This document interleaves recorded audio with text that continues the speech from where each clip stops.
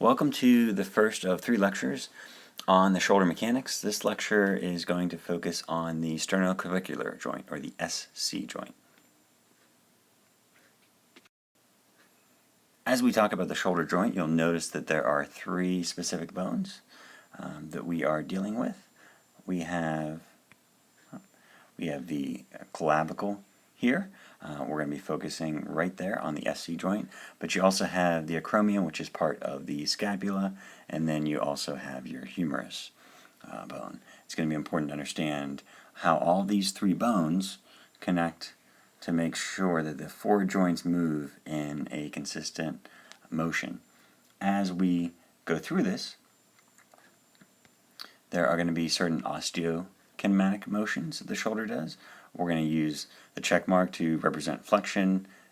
Extension is represented by the slash. We also have external rotation, internal rotation, protraction, retraction, elevation, depression. We're going to go over all those throughout these lecture series. Question here, what is the combination of all movements when the arm is raised? So if I reach my arm overhead, you'll notice that it doesn't typically occur in one specific plane, but a series of planes. Generally, the motion combined is called shoulder elevation, and that could also be occurring at multiple joints. So you can get clavicular elevation, humeral elevation, scapulothoracic or scapular elevation, and we're going to talk about each of those. As a general overview, you'll notice that within the human body, there's a series of what we call as stable joints that are provided for foundation or support, and there's also these mobility joints. And oftentimes, these are alternated to provide a balance between structure and mobility. So at the shoulder joint, you'll notice that the glenohumeral joint here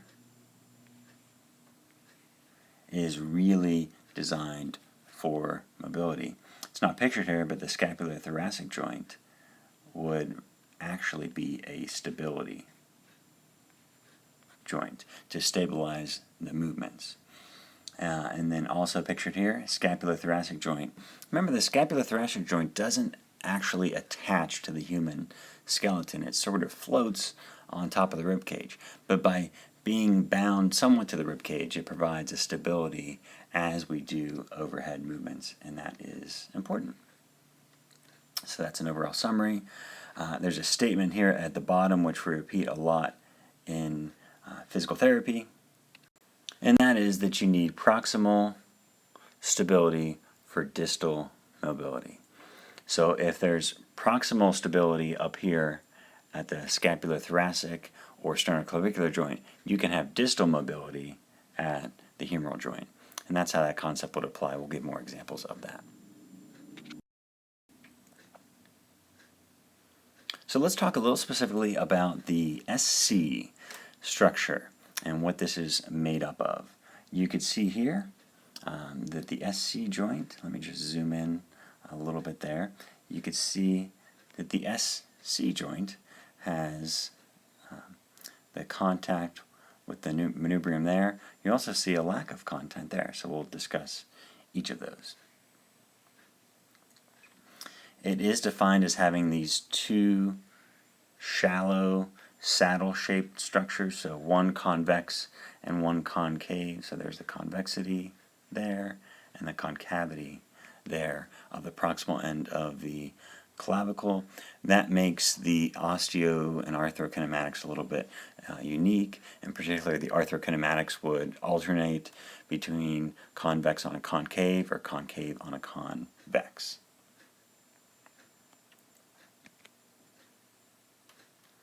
You also notice the cartilage is in contact there. Now on this, you can't see the cartilage between the clavicle and the manubrium, but you can see a little bit of the connection right there between the cartilage of the first rib and the intersection of that with the medial clavicle. So that is there. And then which type of joint is this? We're going to refer this as a general synovial joint, speaking about the clavicle and where that intersects with the manubrium. There's going to be synovial fluid, a small amount there. There's going to be a joint capsule and also a disc in that area. So a diarthrodial or synovial joint. So as you look at the SC joint, one of the things you'll probably obviously notice is that there is certainly contact there, but there's this big space where it's not contacting the manubrium. So maybe thinking, well, why isn't there a larger manubrium part here, or why isn't the clavicle more proximal there? Well, let me erase this. That is because this space has three other structures. You have a structure connecting one clavicle to the other clavicle, interclavicular ligaments, just like interstates, tend to connect multiple states together, although here in Florida we have I-4, which does not connect Florida with any other state, so that's an unusual thing. But you also have a disc within this space, the clavicular and manubrium disc. It's a fibrocartilage, cartilaginous structure, and then also remember around each side we do have the fibrous joint capsule. So you have three structures. Let me type those in. Okay, there we go. So you got those three structures: interclavicular ligament, SC disc, and SC capsule. So there's another question. Which important structure is located right there? And I'm not talking about the brachial plexus. I'm talking about something else that the clavicle helps to protect from right there. We're going to talk about that in the next slide.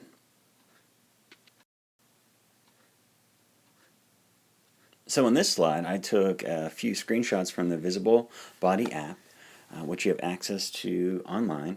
And I thought this was a nice picture so you could see, obviously we have the SC joint here. The brachial plexus would also be coming out from under here, but you can see this structure right here, very important structure, subclavian artery. And so within the human body, the kind of cool thing is that we have a lot of natural armor built in. So this clavicle, in addition to helping our shoulders move, provides this body shielding for our subclavian artery, a very important vascular structure to support blood flow to the upper extremity. But you can see overall, one nice thing about the Visual Body app is that you can look at a certain location. Interesting to see the connection there. This one doesn't show ligaments or capsules, but you can take, and I can't do it on this, but you can spin the body around and look at it from different angles to see how everything interacts. So that's the Visible Body app. In terms of the movement for the clavicle, there are 3 rotational degrees of freedom. You'll see that elevation and depression are a large portion of those. We do designate that based on the direction of the lateral clavicle movement that occurs, and that's true for protraction and retraction as well. So if you look at this section over here, we're going to judge this based on what happens at the distal end, and I have a video about that coming up. And then there also is an anterior and posterior rotation, which will occur with some other movements. So the SC joint, just like many other joints in our body, is a synovial joint that does have this disc structure. And so what is the role, and you can see it right there, of the sternoclavicular disc? First thing, it's going to help support and absorb some of the shock as forces are transmitted from the humerus into the core. And the second thing, it's going to help to increase some of the congruency between the distal end of the clavicle and the manubrium. So it's going to help stability by increasing joint congruency or fit.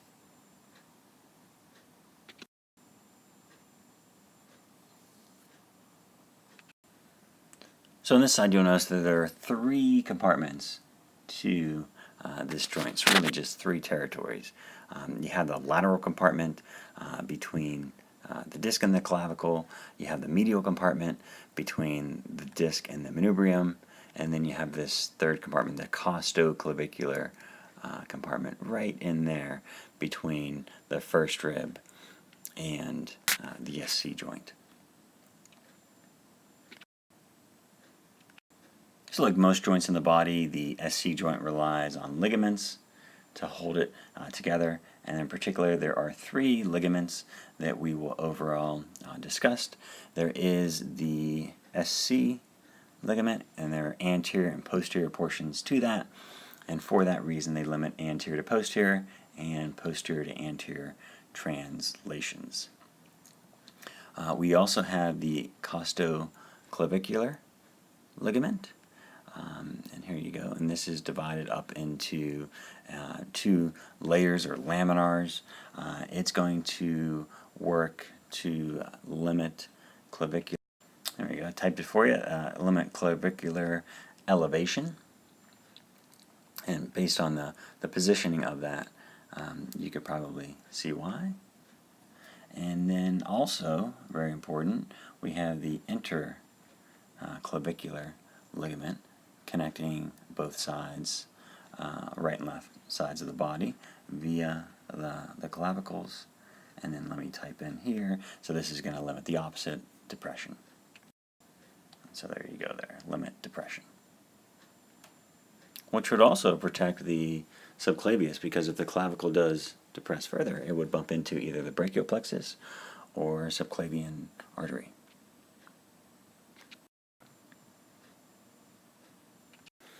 You'll see on this slide it has a picture from the Newman textbook about the rolling and the sliding of the joint. So you have the elevation for the osteokinematics, and then over here you can see the rolling and the sliding or the gliding as the arthrokinematics. I have a little video here that I'm going to use to depict this a little bit better. I think you can visualize this better if I just show you. So let me get that ready. Alright, so let's take a look at clavicular mechanics as they apply at the SC or sternoclavicular joint. As we know, whenever you move your arm overhead, either forward, sideways, or straight up, or even in a scapular plane, the clavicular is the main attachment point to the body, the trunk, or the axial skeleton. Let's imagine this pencil represents my clavicle. And so I place this here, so you have two ends. You have the proximal end, and there's a little eraser there, which actually fits nice. It would be the disc, the fibrocartilage disc that connects the clavicle and the manubrium, and then the distal end here will be the pencil tip that's going to come in contact with the acromion. As we do movement of the clavicle, we name that movement based on where the distal end goes. So if I go overhead, my distal end is going to go up, so you could see this distal end go up, so that's considered elevation, and as I come down, that's considered depression. Or if I'm in neutral and I depress my shoulder further, it's the distal end. Even though the proximal end, where the eraser tip would be coming up slightly, we name the motion based on the distal end of the joint. And the same with the humerus and other joints within the body, the distal end of the bone. So what happens is, as I go overhead, you'll notice that with the pencil, and you can try this on yourself, is that the distal end is going to go superior, so it's going to roll in a superior direction, but the proximal end that's going to contact the manubrium is going to roll, or glide or slide in an inferior direction. So those are opposite motions for the convexity of the proximal end of the clavicle articulating with the manubrium. So once again, as you do overhead motion, abduction or flexion, you're going to get an elevation of the clavicle, and we're going to say that that is going to be described osteokinematically as clavicular elevation. But arthrokinematically, in order for that motion to occur at the SC joint, you need to have both simultaneously happening at once. You need to have a superior rolling of the shaft or the distal end of the clavicle, and at the proximal end, as that occurs, you're going to get an inferior gliding or sliding of that. And it's of course, the opposite for depression. So trying the pencil may help you to visualize that and feel that more. Also, if you just palpate the proximal end of the clavicle, you might feel it move somewhat. It's more prominent if you feel the distal end. So as you palpate the distal end and as you move overhead, you'll feel the clavicle shift in that direction. Hope that helped clarify what happens at the clavicle with overhead motion. So here's just another summary of that in words. What I did want to highlight on this slide is that there is the convexity and concavities to these surfaces, but they're relatively minimal with that. For this reason, oftentimes, instead of a saddle joint, you will see the SC joint referred to as a plane joint, which basically means two surfaces that are relatively similar in shape gliding. So there is the convex-concave rule that applies here, but it doesn't apply as well at the SC joint as it does at other joints. Especially as we get older, these shapes tend to lose their sharpness and their edginess to them, and they become flatter as the normal aging process causes degradation of these joint surfaces. So just keep that in mind that there are some variations. This is not a really strong application of the convex-concave rule. And here's just another depiction of what happens with protraction and retraction. If you try this yourself as you reach forward or reach back with, let's say, reach forward and back with your right hand, put your left hand on your right clavicle so you can feel the anterior and posterior movements. It's probably easy to feel those as you do the movements. The rolling and the sliding is harder, but you'll feel these movements for sure as you reach forward and backwards. And then the last slide for this to talk about the rotation, anterior and posterior, that occurs. There is this, let me see if I can write this, there's this spin, almost just imagine this twirling of the clavicle as the rotation occurs, and as we reach overhead, we're also having this rotation occur anterior and posterior depending on which position we're in, besides the elevation and depression. So it's multiple ranges of motion happening at once. In particular, the range of clavicular rotation may be up to 50%. And if you watch someone else go overhead and you're looking at their clavicle, you will actually see the clavicle rotate. So try and look at someone else's clavicle or look at yourself in a mirror as you're reaching overhead, and you'll notice that spinning that is occurring. And that's going to wrap us up for the SC joint mechanics lecture. We'll have the next one on AC joint mechanics. Thank you.